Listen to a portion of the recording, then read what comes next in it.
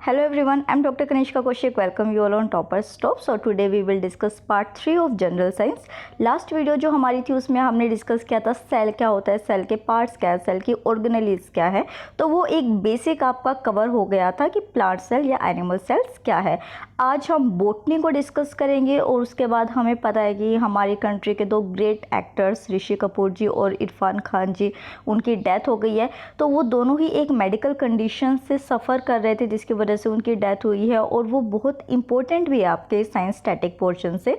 तो उसको भी हम लास्ट में डिस्कस करेंगे, तो वीडियो को लास्ट तक ज़रूर देखिएगा। लास्ट में मैंने 2 क्वेश्चंस भी पुट किए हैं ताकि आपकी रिवीजन हो सके। तो चलिए वीडियो को शुरू करते हैं। तो देखिए, सबसे पहले हम क्लासिफिकेशन ऑफ प्लांट्स से शुरू करेंगे कि प्लांट्स को हम क्लासीफाई कैसे कर सकते हैं। जब हम कभी भी अपने इन्वायरमेंट में जाते हैं तो हमें डिफरेंट टाइप्स ऑफ प्लांट्स करते हैं। तो कभी आप अपने फ्रेंड्स के साथ जाते होंगे तो आप उनसे एक गैस भी करते होंगे कि बताइए कौन सा प्लांट है ये, इस तरीके से। तो आज मैं आपको ये चीज़ें बताने वाली हूँ। तो यहाँ पे प्लांट किंगडम में हम इसको 4 कैटेगरी के अंदर डिवाइड करेंगे।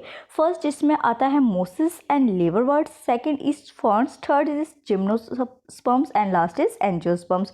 तो आप जो है नीचे इनकी इमेजेस भी देख पा रहे कि किस तरीके के दिखाई देते हैं, बट इसको मैं एक ब्रॉड लेवल पे भी आपको दिखाऊंगी। तो हम मोसिस से शुरू करते हैं। तो देखिए, जो सबसे सिंपलेस्ट प्लांट इस अर्थ के ऊपर प्रेजेंट है वो मोसिस होते हैं। इनके पास ना तो कोई ट्रू रूट्स होती है, मतलब ना इनकी कोई जड़ें होती है, ना ही इनका वेस्कुलर टिश्यू होता है। देखिए, वेस्कुलर टिश्यू क्या होता है, हमारे जो प्लांट्स होते हैं उनके अंदर 2 तरीके के वेस्कुलर टिश्यू होते हैं। एक होता है जाइलम और एक होता है फ्लोएम। इनके अपने अपने काम होते हैं वाटर सप्लाई करना और फूड ट्रांसपोर्ट करना। जब हम आगे अच्छे से प्लांट को डिस्कस करेंगे तो मैं इसको डिटेल में आपको बताऊंगी, बट अभी आपको ये पता होना चाहिए कि जो मोसिस है उसके अंदर वेस्कुलर टिश्यूज नहीं होते हैं।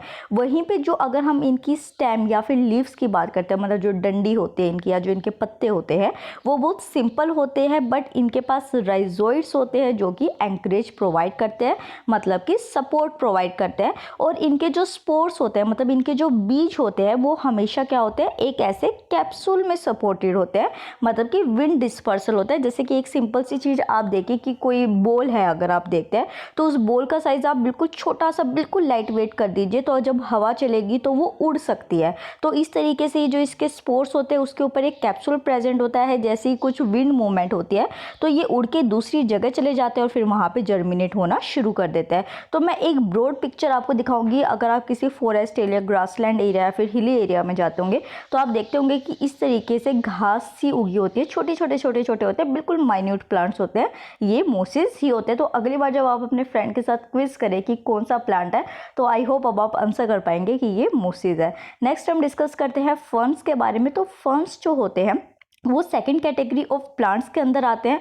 यहाँ पे जो मेन पॉइंट्स आपको याद रखने हैं कि जहाँ मोसिस के अंदर वेस्कुलर सिस्टम नहीं था, फर्न्स जो होते हैं वो थोड़े हाई कैटेगरी के हो जाते हैं और इनके अंदर वेस्कुलर सिस्टम प्रेजेंट होता है, मतलब there is proper system of transportation of food and water. उसके बाद आपको एक चीज़ याद रखनी है कि जो फर्न्स होते हैं उनमें कभी भी फ्लावर नहीं लगते हैं, मतलब कि फ्लावरिंग वहाँ पे नहीं होती है, सिर्फ लीव्स प्रेजेंट होती है। स्पोर प्रोड्यूस ये करते हैं बट कोई भी सीड से प्रोड्यूस नहीं करते हैं इस तरीके से। और जो स्पोर्स होते हैं वो बैक ऑफ द लीफ में बनते हैं। तो मतलब मान लीजिए कि ये बैक है और ये बैक का लीफ जो है ये इस तरीके का है, तो यहाँ पे स्पोर्स आपको मिलेंगे। और ये जो स्पोर्स होते हैं बेसिकली सोराई के अंदर, मतलब एक यहाँ पे एक कवर टाइप स्ट्रक्चर होता है उसके अंदर प्रेजेंट होते हैं, ये आपको याद रखना है। और ये जो बेसिकली रिप्रोडक्शन अपना करते हैं वो एसेक्सुअल रिप्रोडक्शन करते हैं और हॉरिजॉन्टली ग्रो होते हैं, मतलब कि ऐसे ऊपर की तरफ ग्रो नहीं होते हैं, ये इस तरीके से फैलते हैं। तो मैं एक बार आपको पिक्चर में ये दिखा देती हूँ। तो यहाँ पे आप देखिए कि ये कैसे फैल रहे हैं, इस तरीके से फैल रहे हैं, और जो इसका लीव होगा उसके पीछे यहाँ पे स्पोर प्रेजेंट होगा। नेक्स्ट डिस्कस करते हैं जिम्नोस्पर्म्स के बारे में। जो यहाँ पे फैक्ट आपको याद रखना है पहला ही, वो ये है कि जो जिम्नोस्पर्म्स हैं वो ऐसे प्लांट्स होते हैं जिनके पास सीड्स प्रेजेंट होते हैं, मतलब कि ये पहले ऐसे जिम्नोस्पर्म्स थे जिनमें की सीड्स प्रेजेंट थी। उससे पहले सीड्स प्रेजेंट नहीं थी, पहले क्या हुआ करते थे, स्पोर्स प्रेजेंट हुआ करते थे। तो जो जिम्नोस्पर्म्स का एक मैं कैरेक्टरिस्टिक आपको बताऊं तो ये जो होते हैं कोन्स करते हैं। कोन्स क्या हो गए, इस तरीके के स्ट्रक्चर में। एक बार पहले आपको बड़े लेवल पे दिखा देती हूँ। तो अगर आप कभी हिली एरियाज़ में जाते तो आपको इस तरीके के प्लांट्स देखने को मिलते हैं, और जब आप इनको नज़दीक से देखते हैं तो आपको इस तरीके के कोनिकल स्ट्रक्चर्स देखने को मिलते हैं।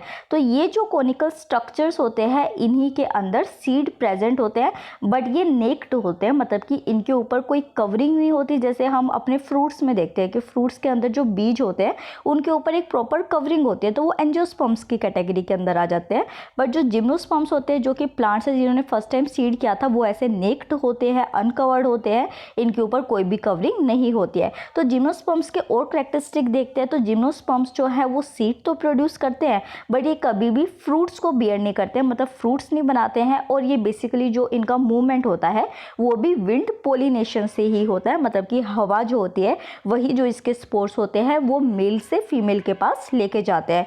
यहाँ पे जो अडल्ट प्लांट बॉडी होती है वो स्पोरोफाइटिक होती है। ये सिर्फ जो है आपके लेवल की चीज़ नहीं है, मतलब कि आपको याद नहीं रखनी है, बस मैंने सिंपली इसमें डाल दी थी। और ये एक एवरग्रीन और वुडी प्लांट्स होते हैं, और कुछ जो होते हैं बेसिकली यहाँ पे हर्ब्स प्रेजेंट नहीं होते हैं। तो इसमें ये सच याद नहीं रखता, आपको एक ये पॉइंट याद रखना है, एक ये वाला पॉइंट, और एक जो मैंने अभी आपको पहले बताया था कि ये फर्स्ट प्लांट है जो कि सीड्स प्रोड्यूस करते हैं। एक चीज़ और याद रखनी है कि जो पाइनस होता है या फिर जो कोनिफर्स होते हैं वो हमेशा एवरग्रीन ट्रीज होते हैं, मतलब कि जो कभी भी सूखते नहीं है। आप किसी भी मौसम में यहाँ पे चले जाइए, ये प्लांट्स जो होते हैं उसमें हमेशा आपको पत्ते दिखाई देंगे। एक चीज आपको याद रखनी है कि इनकी जो शूट्स होती है वो लॉन्ग शूट्स या फिर ब्रांचेस ऑफ अनलिमिटेड ग्रोथ की होती है, और जो इसके ड्वार्फ शूट्स होते हैं उसमें जो ब्रांचेस होती है उसकी लिमिटेड ग्रोथ होती है। तो ये डिपेंड करता है कि अनलिमिटेड ग्रोथ हो रही है तो लॉन्ग शूट होगा, और लिमिटेड ग्रोथ है अगर किसी प्लांट के अंदर तो उसकी ड्वार्फ शूट होगी। ये वाले पॉइंट्स आपको याद रखने हैं। नेक्स्ट डिस्कस करते हैं एंजियोस्पर्म्स को। तो एंजियोस्पर्म्स जो होते हैं वो प्लांट्स होते हैं जो कि फ्लावर्स को प्रोड्यूस करते हैं, ये चीज़ याद रखनी है। तो उसके बाद जो पॉइंट्स आपको याद रखने हैं, एक तो ये कि देखिए जो फ्लावर होता है एंजियोस्पर्म्स के अंदर वो उसका एक डिफाइनिंग रिप्रोडक्टिव एडेप्टेशन होता है एंजियोस्पर्म्स का। मतलब कि आपके सामने अगर एंजियोस्पर्मिक वर्ड आता है तो आप सबसे पहले ये कहेंगे कि अगर किसी प्लांट के अंदर फ्लावर प्रेजेंट है, वो फ्रूट पैदा कर रहा है, तो वो एंजियोस्पर्म कैटेगरी के अंदर आता है। यहाँ पे जो फ्लावर होता है वो 4 चीज़ों से मिलके बनता है, जिसमें कि इनको लीफ का ही मॉडिफिकेशन कहा जाता है, कि जो पत्ते होते हैं वही मॉडिफाई होके ये पार्ट्स को फॉर्म करते हैं।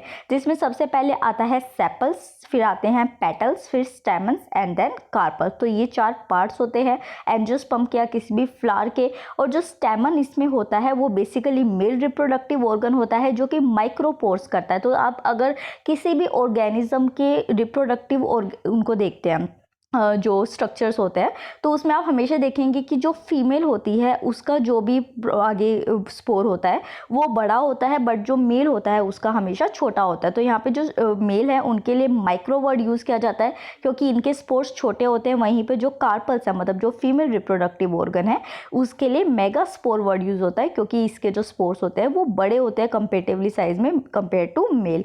फिर ये तो हमने डिस्कस कर लिया। अब हम देखते हैं कि एंजियोस्पर्म्स और जो जिम्नोस्पर्म्स है उनके बीच में डिफरेंस क्या होता है। तो देखिए मैंने आपको क्या बताया था कि एंजियोस्पर्म की जो सीड्स होती है, मतलब जो उसके ओव्यूल्स होते हैं, वो हमेशा एक प्रोटेक्टेड फॉर्म में होते हैं। तो यहाँ पे आप इस फ्लावर को देखिए और यहाँ पे ये ओव्यूल्स को देखिए कि कितनी प्रोटेक्शन के अंदर इसको रखा गया है। वहीं पे अगर आप जिम्नोस्पर्म्स को देखते हैं तो सिर्फ एक सीड कोट यहाँ पे प्रेजेंट होता है, उसके अलावा इसकी कोई प्रोटेक्शन एज सच नहीं की जाती है। नेक्स्ट डिफरेंस देखते हैं कि अगर हम देखते हैं कि सीड्स को कैसे प्रोटेक्ट किया जा रहा है, तो अगर हम फ्रूट को लेके चलते हैं तो यहाँ पे देखिए कि कितना सारा जो है बाहर एक तरीके से फ्लैश होता है एप्पल का या फिर किसी भी और प्लांट का, और उसके अंदर बड़े प्रोटेक्शन के साथ सीड को रखा जाता है। बट जो जिम्नोस्पर्म्स होते हैं उसमें एक कोन स्केल होता है, मतलब ये भी आप देखेंगे तो बहुत हार्श होता है, वुडी लाइक स्ट्रक्चर होता है, जिसके अंदर राइपन सीड्स बस ऐसे आराम से प्रेजेंट होती है। और ये भी जो होते हैं ओपन कोन्स होते हैं, मतलब ये जो सीड है ये ऐसे ईजिली नीचे गिर भी सकती है। फिर एक डिफरेंस और देखते हैं हम इसका, वो ये प्रेजेंट देखते हैं कि जो मेल और जो फीमेल होते हैं इनके रिप्रोडक्टिव स्ट्रक्चर वो किस तरीके से होते हैं। तो यहाँ पे आप जो है जिम्नोस्पर्म्स के अंदर देखेंगे तो यहाँ पे ये जो फीमेल होगी ये माइक्रोस्कोपिक फीमेल गैमेटोफाइट है, जो ओव्यूलेट कोन के अंदर, मतलब कि एक छोटा सा जो है ये छोटे छोटे जो आप पॉइंट्स देख रहे हैं ये ओवल है। वहीं पे जो मेल है उसके अंदर इस तरीके से प्रेजेंट होते हैं पोलन कोन के अंदर। और यहीं पे अगर बेसिकली इसके अंदर देखते हैं तो एक वेल डिफाइंड स्ट्रक्चर होता है जिसके अंदर मेल गैमेटोफाइट और जो फीमेल गैमेटोफाइट है वो प्रेजेंट होता है। सिर्फ ये बेसिकली याद रखिएगा कि जो एंजियोस्पर्म्स है उनके ऊपर एक प्रॉपर कवरिंग होती है, वहीं पे जो जिम्नोस्पर्म्स होते हैं उनके अंदर ऐसा कोई कवरिंग नहीं होती है। अब हम आ जाते हैं, जो मैंने आपको करंट अफेयर रिलेटेड चीज़ बताई थी कि ये 2 डिजीज़ के बारे में आपको पता होना चाहिए। तो हमारे मोस्ट ऑनरेबल एक एक्टर है ऋषि कपूर जी, जिनकी डेथ हो गई है। तो उनको जो एक बीमारी थी जिसको हम ल्यूकीमिया के नाम से जानते हैं वो न्यूज़ में, और ये आपके लिए बहुत इंपॉर्टेंट है बिकॉज जब हम कैंसर को पढ़ेंगे, डिजीज़ चैप्टर को पढ़ेंगे तो तब हमें इसको पढ़ना था, बट अभी ये न्यूज़ में था तो आप इसकी इंपॉर्टेंस देख सकते हैं कि कितनी ज़्यादा हो सकती है। तो ये जो ल्यूकीमिया होता है ये बेसिकली क्या होता है, ब्लड कैंसर होता है। जब आपके ब्लड के अंदर जो कैंसर सेल्स होते हैं वो बहुत ज़्यादा बढ़ने लग जाते हैं, उस कंडीशन को हम ल्यूकीमिया कहते हैं। तो leukaemia is a type of cancer जो कि ब्लड के अंदर और बोन मैरो के अंदर होता है। तो ये दोनों पॉइंट्स आप याद रखिएगा, क्योंकि अगर आपसे ऑप्शन में सीधा ब्लड दे दिया जाए और आपको ये पता हो कि ब्लड कैंसर होता है तो आप ब्लड को टिक कराएंगे, और अगर उसके साथ बोन मैरो भी दे रखा है तो आप याद रखिए, क्योंकि आरबीसी कहाँ बनती है आपकी, बोन मैरो के अंदर बन रही है, तो उसमें भी कैंसर हो सकता है। तो यहाँ पे बेसिकली क्या होता है कि जो व्हाइट ब्लड सेल्स हमारी बॉडी के अंदर बनते हैं जो कि हमें फॉरेन ऑर्गेनिज्म से प्रोटेक्ट करते हैं, इनका एक रैपिड प्रोडक्शन हो जाता है, मतलब बहुत ज़्यादा नंबर में WBC बॉडी के अंदर बनना शुरू हो जाती है। बट देखिए ये चीज़ तो आप सोचेंगे ये तो अच्छी बात है कि WBC है हमारी बॉडी के अंदर बन रही है तो हमें और ज़्यादा इम्यूनिटी मिलेगी, बट देखिए ये जो WBC बनती है ये एबनॉर्मल WBC होती है, ये इन्फेक्शन से फाइट नहीं करती है, बल्कि इवन जो बोन मैरो होता है उसकी एबिलिटी को इम्पेयर कर देती है कि वो RBC और प्लेटलेट्स को ना बना सके। तो ये जो चीज़ है ये बहुत ज़्यादा प्रॉब्लमेटिक है। तो यहाँ पे जो ल्यूकीमिया होती है वो 2 तरीके की होती है, एक्यूट और क्रोनिक। आज सुबह की करंट अफेयर की वीडियो में भी मैंने आपको बताया था कि एक्यूट क्या होता है कि जो सडनली थोड़े टाइम के लिए होती है, जैसे कि फीवर हो गया तो वो आपकी एक्यूट डिजीज़ के अंदर आ गया। वहीं पे क्रोनिक क्या होती है, जो लंबे टाइम के लिए बट थोड़ा ऐसे परेशान आपको करती रहती है, जैसे डायबिटीज़ हो गया तो वो एक क्रोनिक डिजीज़ हो गया। तो इस तरीके से ल्यूकीमिया जो होती है वो पहले होती है, मतलब कि क्रोनिक ल्यूकीमिया और एक्यूट ल्यूकीमिया में जाती है। एक चीज़ आपको याद रखनी कि जो क्रोनिक ल्यूकीमिया है वो धीरे धीरे प्रोग्रेस करती है ऑब्वियसली, क्योंकि उसको लंबे टाइम के लिए रहना है, और वहीं पे जो एक्यूट ल्यूकीमिया है वो एकदम से इमीडिएट ट्रीटमेंट रिक्वायर करती है। तो एक बार मैं आपको डायग्राम के थ्रू ये चीज़ें दिखा देती हूँ। तो ये आप देखेंगे तो ये नॉर्मल ब्लड है, इसमें आप सबसे ज़्यादा क्या देख रहे हैं, RBC प्रेजेंट है। जस्ट अ मिनट, ये कलर ठीक है। तो यहाँ पे आप देख रहे हैं कि RBC जो है रेड कलर के जो सेल्स है वो सबसे ज़्यादा प्रेजेंट है।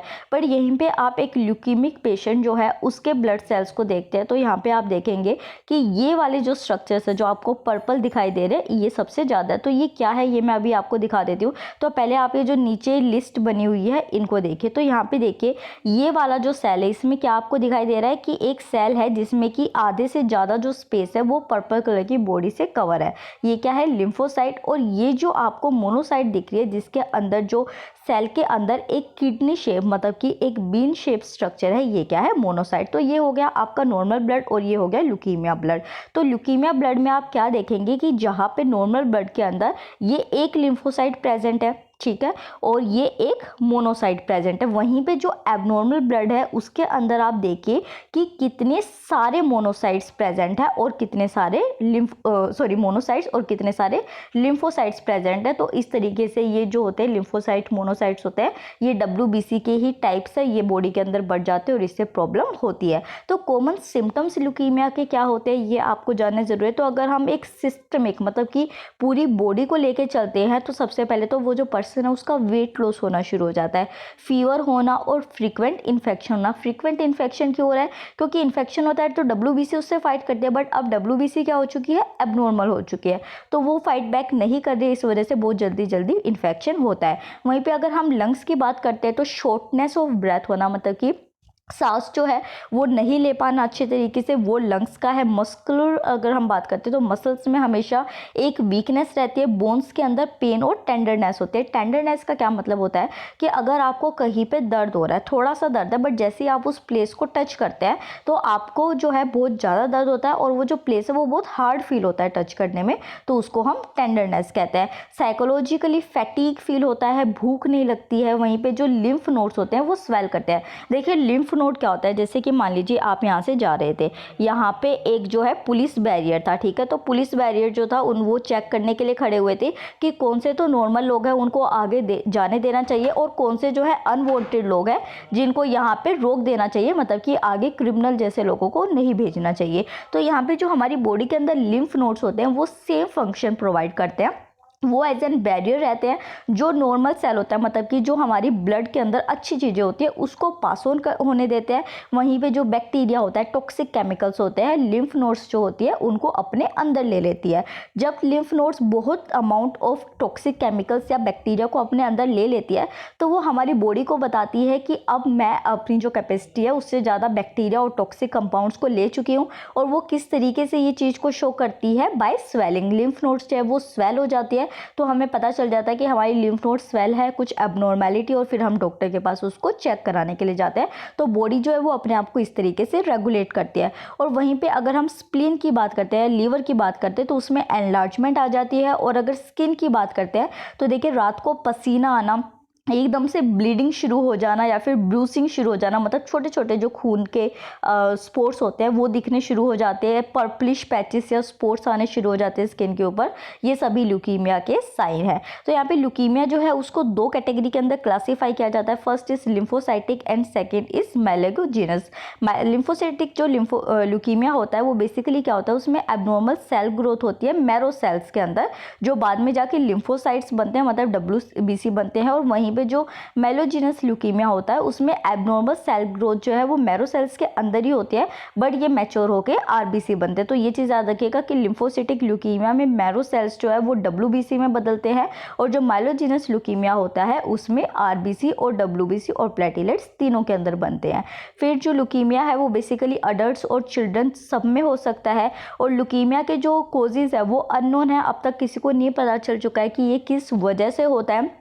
बट बेसिकली ये कहा जाता है कि अगर अननेसेसरी एक्सपोजर हमारा एक्स-रेज से होता है, या फिर इवन ये भी कहा जा रहा है कि अगर हम माइक्रोवेव कुक्ड फूड बहुत ज़्यादा कंज्यूम कर रहे हैं, बाहर का जंक फूड बहुत ज़्यादा कंज्यूम करते हैं, तो उस टाइम में भी जो ल्यूकीमिया वाली कंडीशंस है वो हो सकती है। और उसका ट्रीटमेंट किस तरीके से किया जाता है, कीमोथेरेपी के थ्रू, रेडिएशन थेरेपी के थ्रू और टारगेटेड थेरेपी के थ्रू। तो ये वाला जो टॉपिक है बहुत ज़्यादा इंपॉर्टेंट है, इसके एक भी पॉइंट को आप मिस नहीं करेंगे। तो सेकेंड पार्ट पर आ जाते हैं। इरफान खान जी, जिनकी इवन जो है ऋषि कपूर जी, उनसे भी पहले डेथ हुई थी, तो पहले मैंने उनकी एक कोट जरूर डाली थी जिसमें उन्होंने ये लिखा था कि may be to become famous is to reassure yourself that whatever you are lacking inside you have fulfilled that. तो हमेशा अगर आपके अंदर कोई कमी आपको महसूस होती है कि वो आपको रोक रही है कि आप अपना एम अचीव नहीं कर पा रहे हैं, तो सबसे पहले उसको एलिमिनेट कीजिए, फिर जो भी आप पाना चाहते हैं आप ज़रूर पाएंगे। तो इस तरीके की कोटेशंस के साथ हम जो नेक्स्ट है उसको डिस्कस करते हैं। तो इनको देखिए, जो प्रॉब्लम थी वो थी न्यूरो एंडोक्राइन ट्यूमर की। तो इसको डिस्कस करते हैं कि बेसिकली न्यूरो एंडोक्राइन ट्यूमर होता क्या है। देखिए, हमारी बॉडी के अंदर न्यूरो एंडोक्राइन सेल्स होते हैं जिसको कि बाद में ट्यूमर में वो लोग बदल जाते हैं, जबकि कोई ऐसी अनफेवरेबल कंडीशन आ जाती है। तो न्यूरो एंडोक्राइन ट्यूमर जो होता है वो बहुत स्लो ग्रो करता है, बट एकदम से फिर एग्रेसिव हो जाता है, जिसकी वजह से ये बहुत सारे पार्ट्स ऑफ बॉडी में स्प्रेड हो जाता है, बट इसका पता बहुत ज़्यादा बाद में लगता है। ये जो न्यूरो एंडोक्राइन सिस्टम है या फिर जो सेल्स है, इसको मैं एक बार आपको डिटेल में बनाती हूँ। देखिए, न्यूरो एंडोक्राइन सिस्टम जो होता है वो स्पेशल सेल्स होता है जिनको न्यूरो एंडोक्राइन सेल्स कहते हैं। ये पूरी बॉडी के अंदर स्प्रेड होते हैं, क्योंकि देखिए एक चीज़ देखिए कि न्यूरो क्या होता है, हमारे जो न्यूरल सिग्नल्स होते हैं, हम कोई भी काम कैसे करते हैं जब हमारी बॉडी को न्यूरल सिग्नल्स मिलते हैं। और एंडोक्राइन किससे रिलेटेड होता है, हमारी बॉडी के अंदर जो हार्मोन्स रिलीज होते हैं, वो किसी भी तरीके के हार्मोन्स हो सकते हैं। तो इस वजह से हमारी पूरी बॉडी रेगुलेट करने के लिए जो न्यूरो एंडोक्राइन सेल्स होते हैं वो पूरी बॉडी के अंदर प्रेजेंट होते हैं। इसी वजह से क्या होता है कि न्यूरो एंडोक्राइन सेल्स का अगर कैंसर या फिर ट्यूमर बनता है तो वो बहुत ज़्यादा जल्दी जो है हमारी पूरी बॉडी में स्प्रेड होता है, बट हमें उसके बारे में पता नहीं चलता है क्योंकि वो बहुत धीरे धीरे थोड़े थोड़े अमाउंट में होता है। तो न्यूरो एंडोक्राइन सेल्स जो होते हैं वो नर्व सेल्स होते हैं, न्यूरॉन्स होते हैं जो कि हार्मोन्स भी बनाते हैं, जो कि एंडोक्राइन सिस्टम का होता है। तो उनको साथ में मिलके क्या कहते हैं, न्यूरो एंडोक्राइन सिस्टम कहते हैं। तो एक बार ये आप डायग्राम में देख लीजिए कि ये क्या हो गई, हमारी न्यूरॉन्स हो गई जो कि आगे पास ऑन करती हैं। पर यहाँ पे आप एक चीज़ देखेंगे कि ये तो हो रहा है एक न्यूरॉन है, ये दूसरी न्यूरॉन है, इसमें ये केमिकल जो होता है ये रिलीज होता है और फिर यहाँ पे मैसेज आता है कि आप आगे वाली न्यूरॉन को कहिए कि ये फंक्शन परफॉर्म करना है। बट ये वाले जो सिस्टम होता है इसमें ये जो आप ब्लू कलर के ट्राइंगल देख रहे हैं ये हार्मोन्स भी रिलीज होते हैं, ये ब्लड के अंदर जाते हो न्यूरो एंडोक्राइन सिस्टम बनाते हैं। एक क्वेश्चन आपके लिए अभी कि which is the longest cell of human body, इसका आंसर आप कमेंट सेक्शन में करेंगे। और एक चीज़ और, अगर आप चाहते हैं कि मैं एक फैक्ट्स की स्पेसिफिकली साइंस की वीडियो बनाऊं, नेक्स्ट वीडियो में उसी की बनाऊं कि साइंस के क्या फैक्ट्स है, मतलब कि which is the largest cell, which is the smallest cell, कौन सी चीज़ बड़ी है कौन सी छोटी है, ये वाली जो चीज़ों का अगर आपको फैक्ट्स की एक वीडियो चाहिए नेक्स्ट वीडियो, तो आप मुझे कमेंट सेक्शन में उसके बारे में ज़रूर बताइएगा। और अब तक अगर पसंद आ रहा है तो चैनल को सब्सक्राइब कीजिएगा, वीडियो को लाइक ज़रूर कीजिएगा। तो उसके बाद ये चीज़ हमने देख ली। अब न्यूरो एंडोक्राइन जो ट्यूमर्स है उनका एनाटॉमिकल डिस्ट्रीब्यूशन क्या होता है बॉडी के अंदर वो देखिए। तो देखिए ये जो आप ग्रीन कलर के सर्कल्स अपने सामने देख पा रहे हैं ये क्या है बेसिकली कि जो न्यूरो एंडोक्राइन ट्यूमर्स जो हैं इनको आप देखते हैं इन ग्रीन के फॉर्म में, और ये जो आप छोटे छोटे वाइट कलर के डॉट्स यहाँ पे देख पा रहे हैं